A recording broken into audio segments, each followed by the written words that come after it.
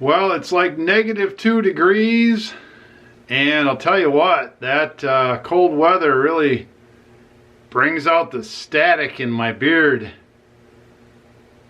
Good thing, because we're going to have a heavy talk tonight on the subject of pick well and list often with respect to money, time, and your business on The Crazy Picker Life with Wheeler, Dealer, and Banana Peeler. Welcome, fellow pickers and would-be adventurers. Clean-shaven Dealer here with The Crazy Picker Life. I warned ya. I lost like 20 years there, huh? Woo! Wow. Oh my goodness. So tonight we're going to talk about pick well, list often. I'm just going to get right into it. I'm out on Thursday night and the temperature is dipping. I think we're at -2 degrees. I don't know how low it's going to get tonight, but we get a string of days like this. By Monday it's supposed to be 50 again as a high, so it won't last. I had a good day off, got a lot of schoolwork done, had a little relaxing, got to play a game with the kids. Here we are, let's talk about something. So I made a diagram here,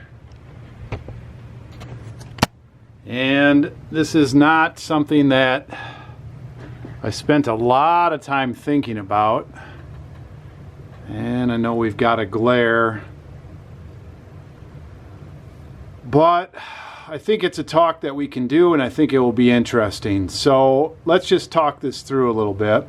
Let's see if I can back this out a little bit. That light is something, isn't it? There we go. I just have to stand up on something. Hang on. Okay, that's better. So let me explain my diagram here a little bit. This represents, I guess, my eBay business, an average eBay business, a rough diagram of anybody's eBay business, give or take a few changes in each of the way people does business. Okay, so these main boxes, S, sourcing, wherever you get your stuff, right? Garage sales, thrift stores, flea markets, whatever, right? Wherever you get your stuff.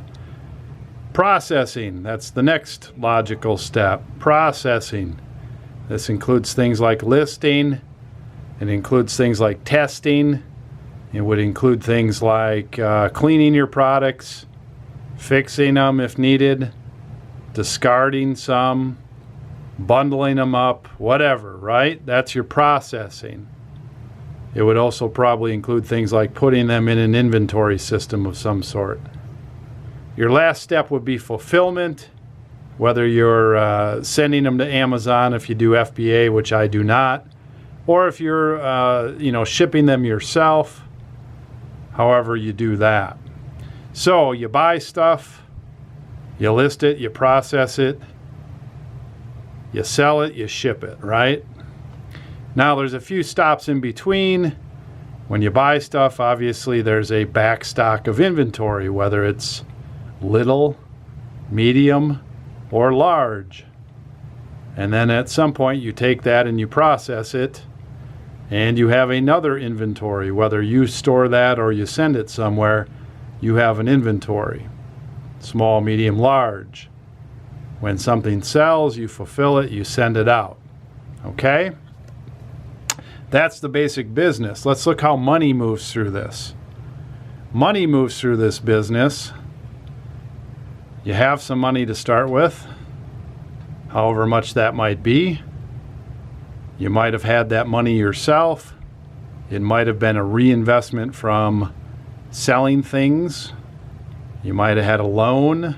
However you have this money, you put it in and you buy some stuff with it. That's where your money starts. Now your money is no longer money, it's stuff. When you list it, it's still stuff.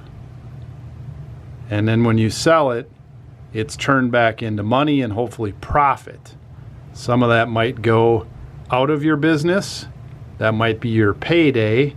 Some of it might go back into inventory and you reinvest that way.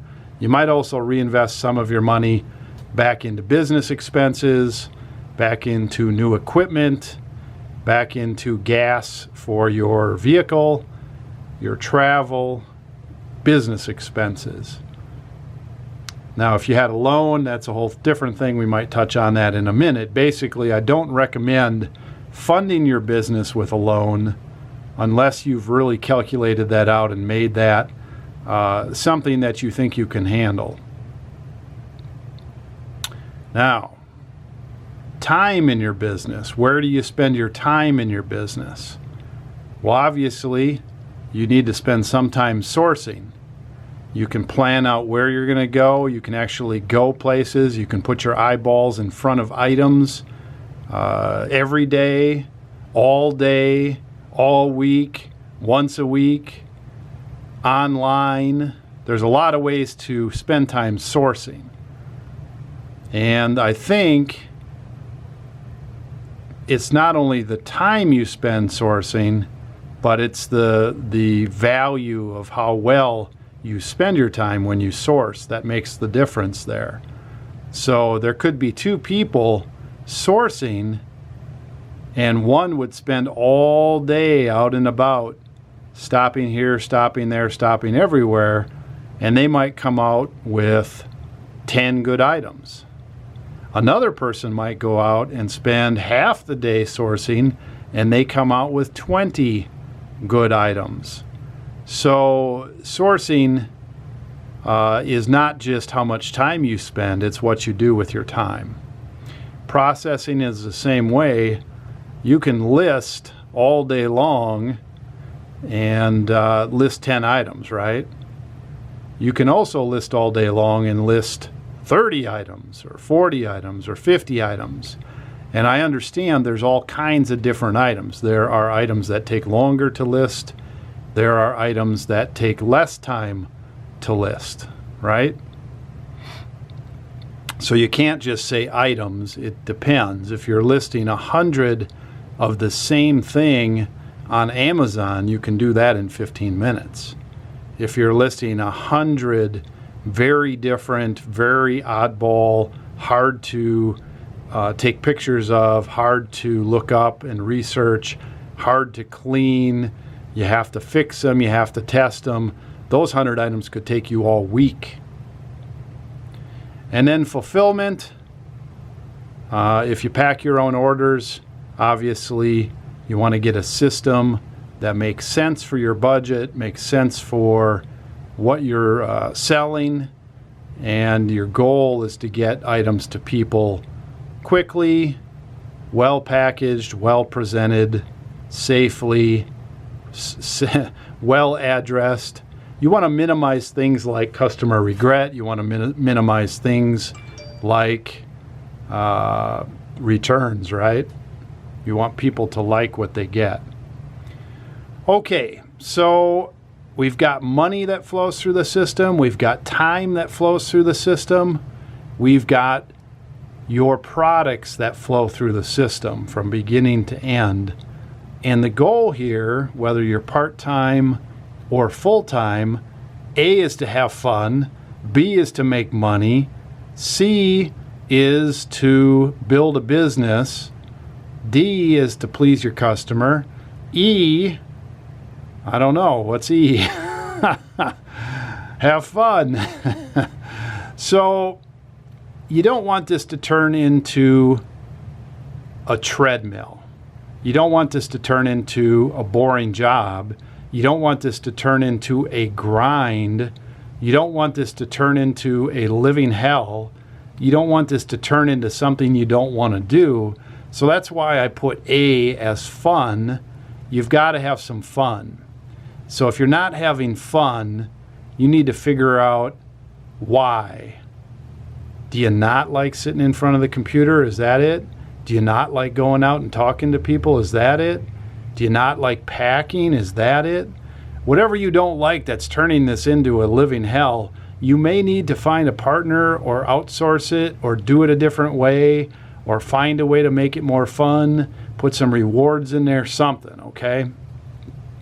Now this video is going all over the place, this subject. It's really about this. Pick well, list often, and then repeat, okay? When you're looking at your business, you might want to map it out something like this, and you might want to say where are things going right and where are things going wrong.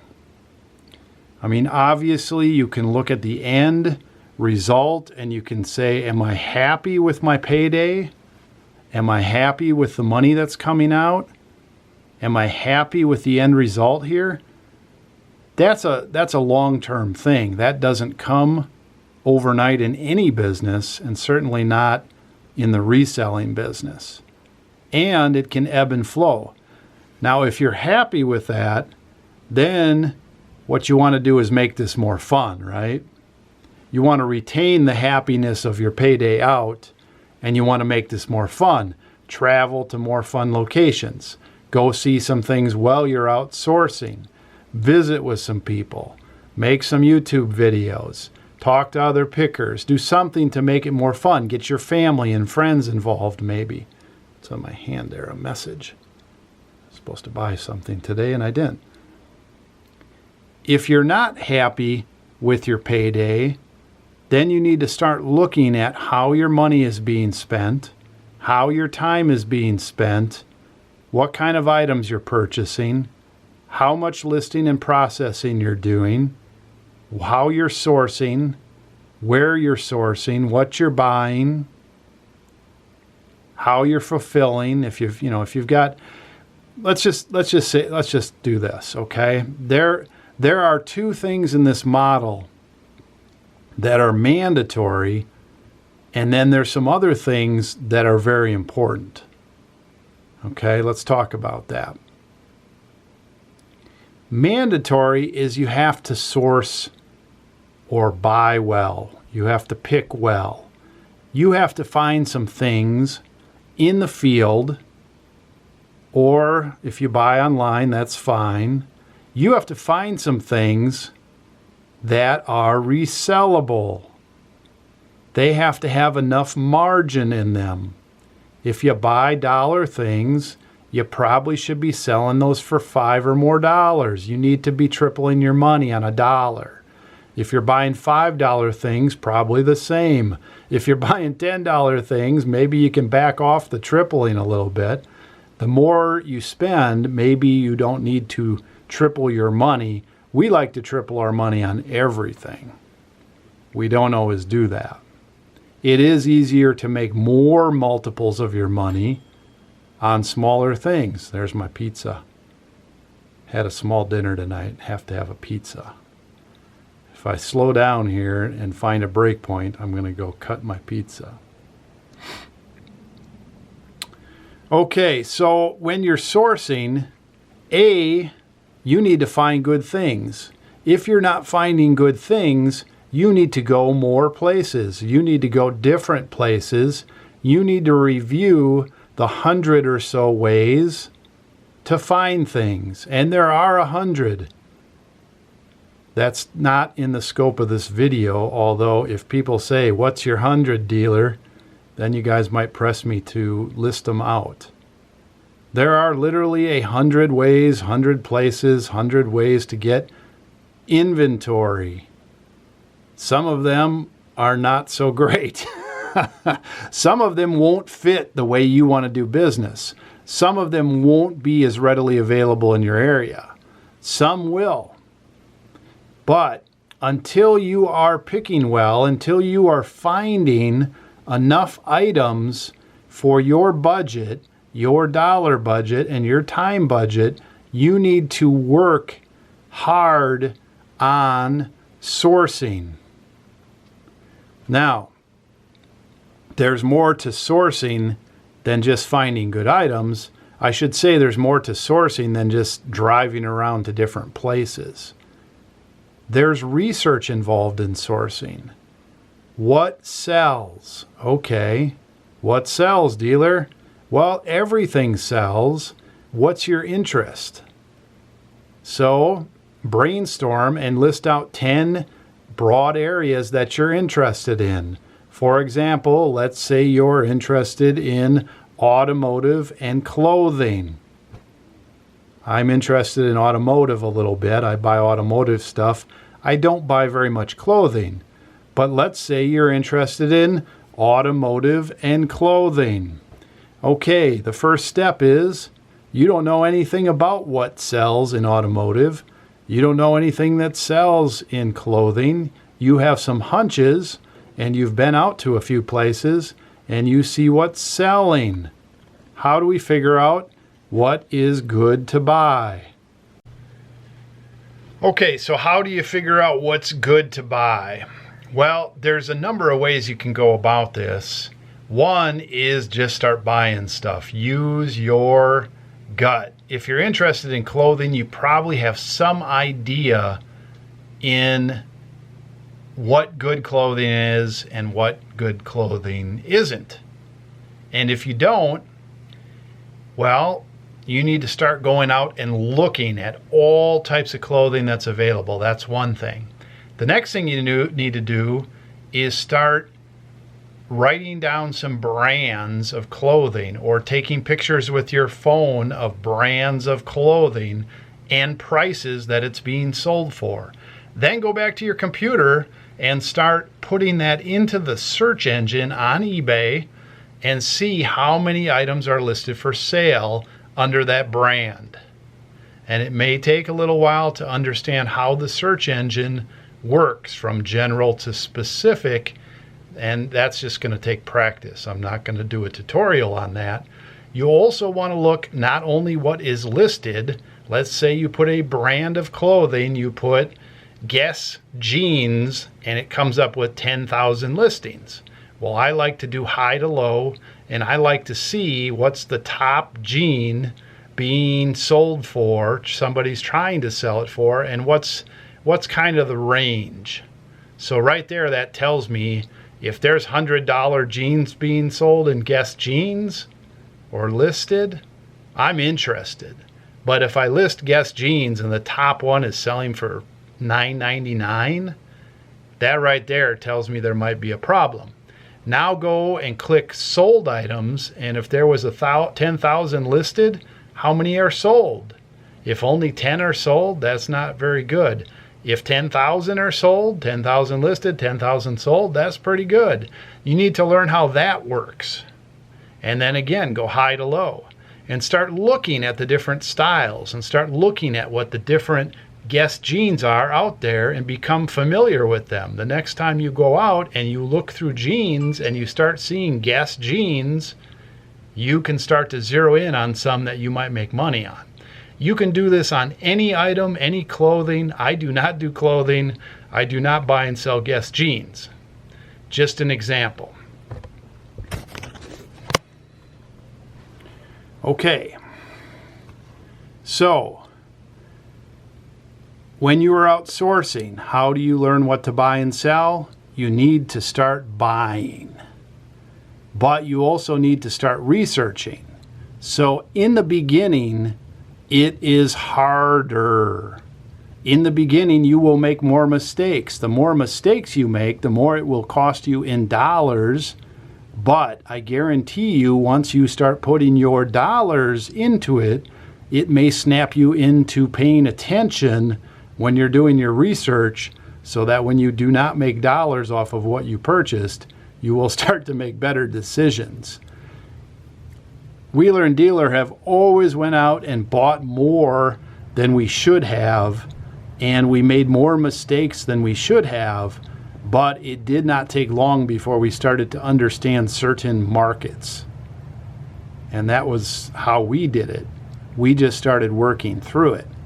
Now, if you're not careful sourcing, and this is why I say pick well, if you just start buying everything you see, sooner or later your pile here is going to be very large. You do not want to do that. You want to pick well and process or list often.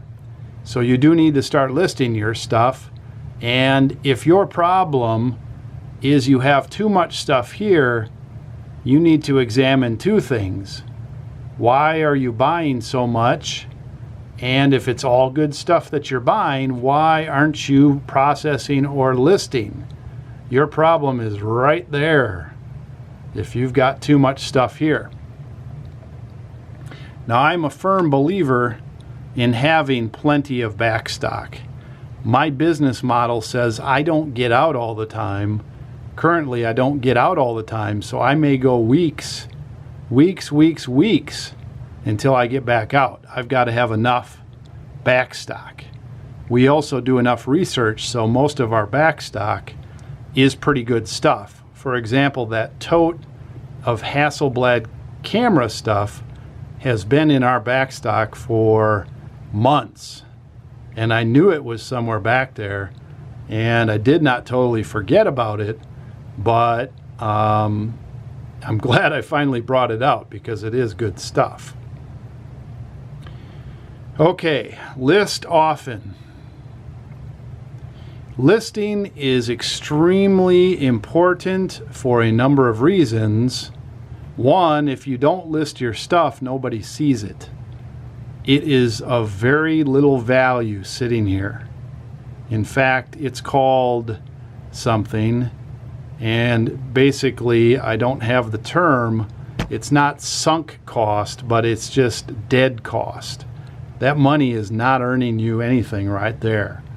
Now, if you have a business model like mine, I would cut you some slack. But if you're going out every day and this is getting bigger and bigger and bigger and bigger and bigger, and you're not doing enough listing, you got to solve that problem.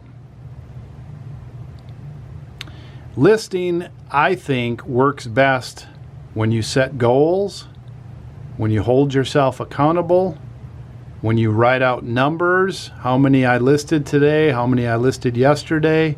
You keep a track record. You hold yourself accountable, like I said.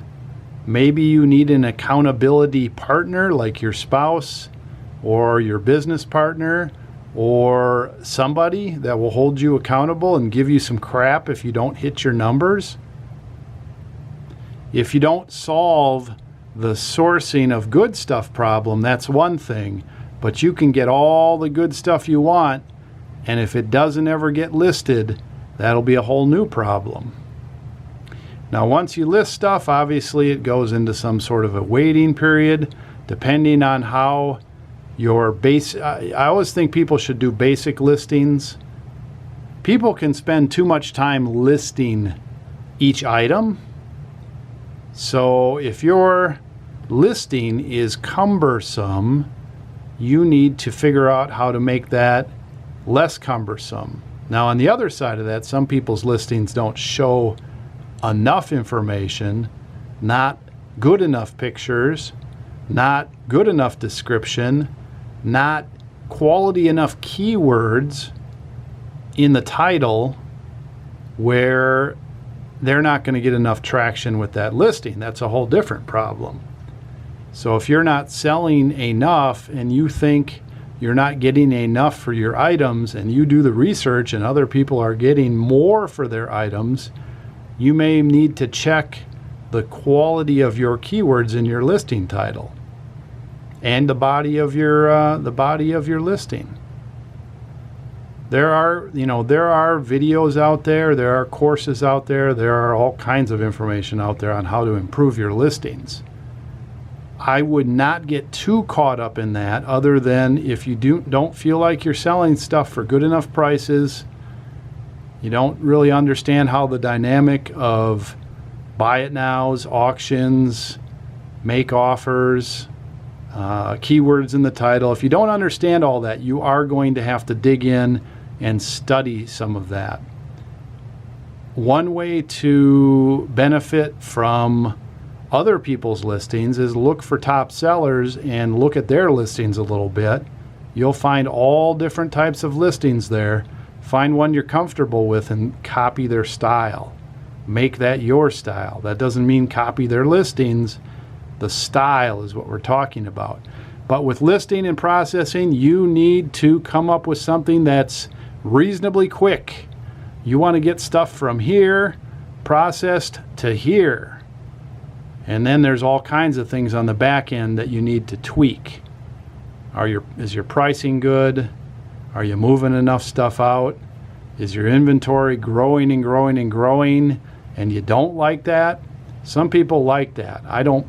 We've tweaked and played with that for years, and we're comfortable where we're at in our current business model. Now, we're going on the road in 500 days. We're going to have to come up with a new strategy. Fulfillment. Everything about fulfillment is good if A, you're getting good feedback from your customers. B, if you're not getting a lot of returns and different types of products have different return rates. C, if your packages are, not getting all mangled on the other end and you're not having a lot of broken stuff. Those are the main things. So your fulfillment, you're just going to have to learn how to do that. That's important, but it's not as important right away as getting good stuff in and getting it listed and getting it sold. It's still important to your business, but it's not critical, because if you don't buy good stuff, you'll never sell it. If you don't buy stuff, well, let me rephrase that. If you don't buy good items with good margins, you'll never make any money and you won't have a business. Or if you buy stuff that's not even wanted out there, you'll never sell it. Now, on the other hand, if you buy a whole bunch of stuff and hoard it and don't list it, you'll never even have a chance to sell it, okay? So those two things are critical. Everything else is important, but you don't want to get bogged down by any other details than pick well, list often. Those are the keys to making big dollars in this business, is finding and buying good stuff that has good margins that people want, and then listing it as fast as you can, listing often, and turning it over. Now, that doesn't mean you work like a robot 25 hours out of 24 a day, never take a break. You've got to make this fun. Maybe I should talk a video about how we have fun with things. Oh, my back is getting sore up here. I'm going to take a short break. Okay, I got a couple pieces of pizza and got some energy going here. Let's keep going here a little bit. I have a little more time. I don't know if this is interesting at all. It's picking 101. It's pick well, list often 101. I think that's going to be the title of the video, Pick Well, List Often 101. It really comes down to this. If you're not happy with the output of your business, you can't keep doing the same things and expect different results. It doesn't work that way, right? So with that premise in mind, you can't expect different results doing the same thing. It's up to you to identify what is not working. And sometimes that self-reflection can be tough because there are some things that you don't like doing. There are some limitations, real or imaginary, that are on you and on your business. Money might be a limitation. Time might be a limitation. Skill level might be a limitation. I mean, I'm no genius. I've got to work really hard to understand some things and to keep focused on some things. That's a limitation for me. I make it up in other ways. I have endurance. And I have 6 mouths at home plus a wife to feed. That's motivation. Find what motivates you, right? To get by some of those things.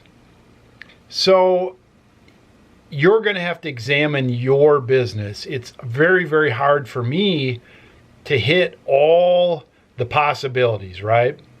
Everybody's got reasons. But I think we can be real here, many of the reasons we're not making the money in our business that we want to make come down to imaginary problems that we can control. We all can learn to manage our money better. We can all learn to manage our time better. We can all have a better attitude about how we go about our day and our business. We can all control our buying emotions better. We can all work on how to have better relationships, negotiations, interactions with people. We can all grind down and spend time researching products, and we can all get in front of that computer and list till we drop once in a while to get rid of backstock and get it listed. We can all force ourselves to have fun once in a while. I've just had 2 pieces of pizza. I'm about to have fun and crack a beer. Woo, woo. Told myself I'd try to get through this talk first. You're getting the real dealer today, boy. All right. Let's talk about a couple more things on my chart here. I don't know if they'll help or not. Now, one thing I didn't do, let's talk money. Everybody has some money to start. People are full-time, people are part-time. Some people work a job and their eBay business is a supplement. Now, they may want to get out of their job. If that's the case, you know, you need to suck it up and stop spending on outside things as much and put your money towards your business and grow your business. That's a big part of it if you really want to make the transition without going this route, the loan route, okay? If you have money to put in your business, good. You need to get it flowing through here. If you find that you don't have money, but you have items here, you need to be listing. If you're constantly struggling here, you need to spend less time sourcing and make sure you have all your stuff listed. And then if it's all listed and you still don't have money, then you spend time here figuring out how to run minimal sales, 10% off, 20% off, whatever it takes to get cash flow through here with your items. And if you didn't get that great of items, you still got to do that. You can't wait forever. Got to get them through. And you take that money and you pick well. You buy better stuff. It's a process. You might not master that the first months in business, the first year in business. It might take you a while, but get this stuff through there if you want to make some money. This is money sitting somewhere in your place of business, place of home. Okay. When you buy stuff, it sits. You list it, it sits. You sell it, it gets turned into money. If you're taking too much money out of your business, either because you have to pay bills, or you want to because you want a bunch of ding-dongs out there and you can't wait until you have enough money to buy your ding-dongs. If you're taking too much money out of your business and not reinvesting enough, you're going to hurt your business because you're not going to have enough money here to buy good items. You're not going to have enough money to pick well. So in the early days of your business, you are going to need to reinvest more money if you want this business to grow. Now, you may not want to. This may be just an extra $200 or $500 or $1,000 a month business. You may work a job. You may put some money in. You may get some items and work them through at your own pace. Money comes out. You take it and spend it. You just put some more in. That may be a little different map for you. Or if you're in a crisis type situation, you may have some money, you put it through, you need it out as fast as possible, and you have to pay bills. That's also hard to reinvest. That is a tough position to be in. If you are in a crisis position and you have just put all your money into your eBay business and it's not selling fast enough and you're not making money here, before you go here, unless you're completely comfortable doing that, you should go get a job for a while. Or sell something in your personal life, like a car or your second house or your Elvis collection or your jewelry collection or whatever, your Schlitz collection. You need to do something different, because you can't starve your business. It won't work right. It will cause you too much stress. It won't work right. You will crash and burn. Twice in my startup of my heavy current full-time business, I've been full-time 5-6 years now, but before that, twice I had to go back and get a job. One time for 6 months and the other time for close to a year. Not working for big bucks, working a tough job, working second and third shift. Ouch, not fun. But I'll tell you what, when I was working that job, I was thinking about my business. And when I was working my business and working my job, I worked really hard in my business so I could get back to it. Now, I have had jobs that have paid good money. I've had jobs that have paid on the closer side to 6 figures. However, that is not where it's at. Running your own business is where it's at. So, let's talk a little bit more about this. Now, there was a time in my business, this is just my story, there was a time in my business where I didn't have enough money to make it go like I wanted. I knew I could pick well. I went and I did get a loan. In fact, I borrowed as much money as I could and I shot it through here for a while. And it was a treadmill. Let me tell you, it is not for everybody, because once you take that loan, the interest is running, you need to pick something. There's pressure there. There's pressure here. There's pressure here. There's pressure to sell. When the money comes out, you need some to live on, most likely. And not only do you have to reinvest, you now have to pay the loan plus interest. That is a tougher cycle. I do not recommend it. However, it can be done. I'm living proof of that. I am almost running a 100% cash business. And I say almost because I do have a slight bit of debt out there yet. It is being paid off at a great rate.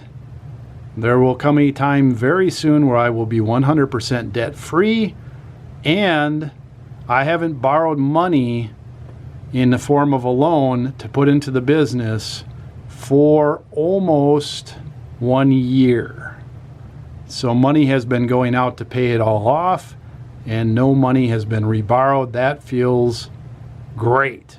So you can make it out of it. I would not recommend it. I would recommend a slower route, a more sure route, and all that, a more comfortable route.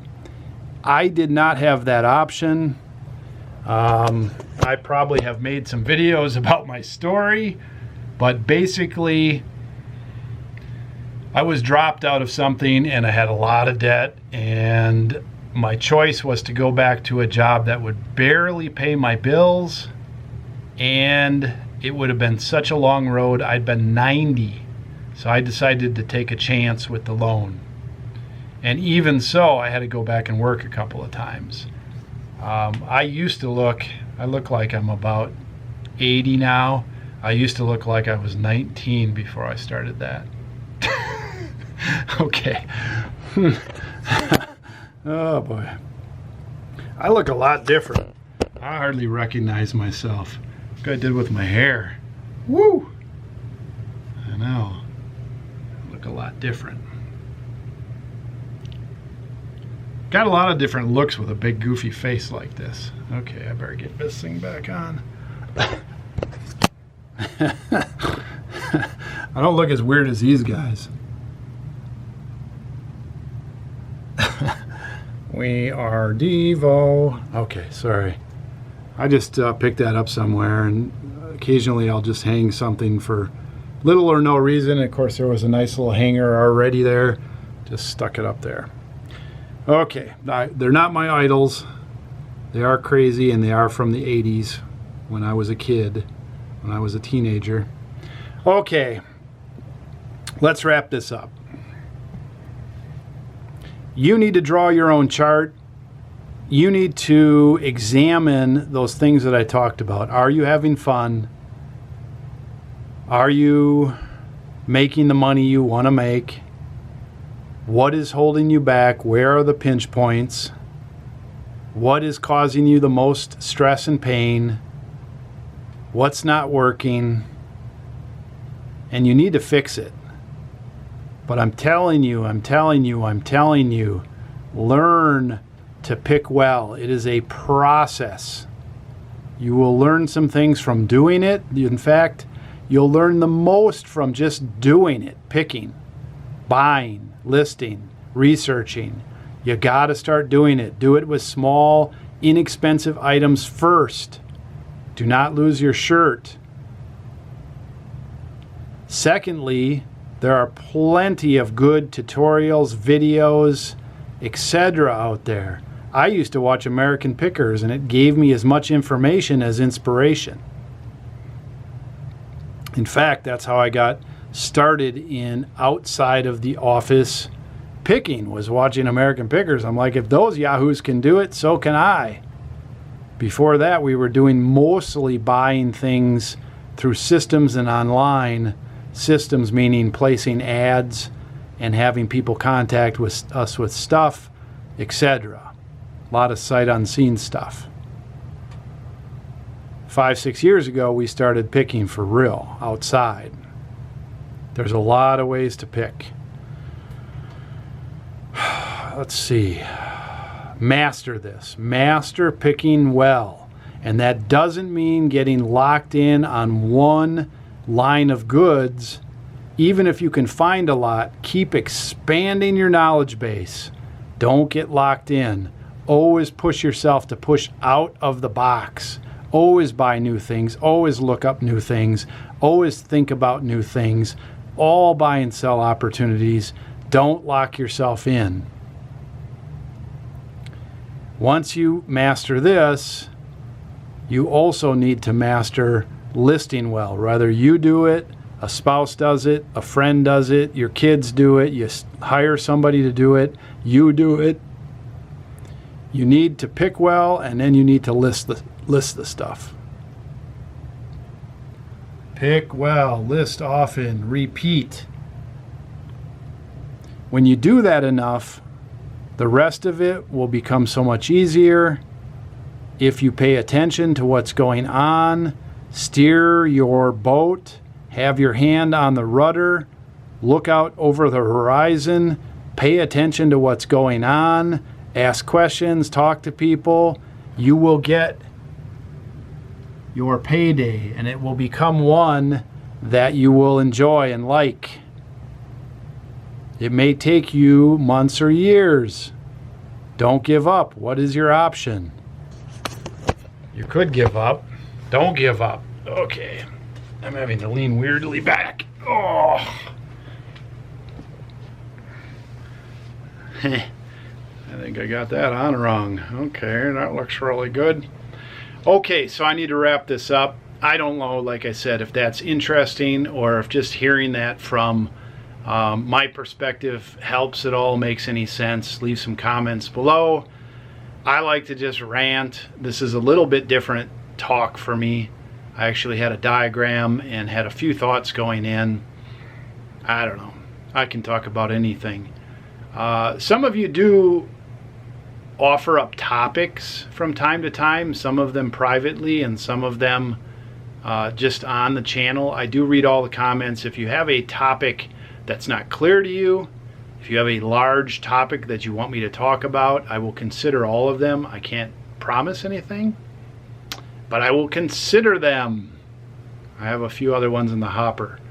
This one just came out today. Thanks for watching. I appreciate all your comments and your thumbs up. If you liked the video, let me know. That allows me to know, if you don't leave a comment, that you liked it or didn't like it. We'll be back tomorrow, Friday, regular office day. There's a ka-ching maybe. Oh, it's a question. Oh no. I'm backed up on orders already, I can tell. I've been hearing a few of them all day. I don't have any sales running, so it is slower. But tomorrow I'll crank up my 10%, 11%, 13% off, and we'll start getting the sales going again. Got to keep the sales going again. Pick well, list often. Dealer out. Hey, Wheeler.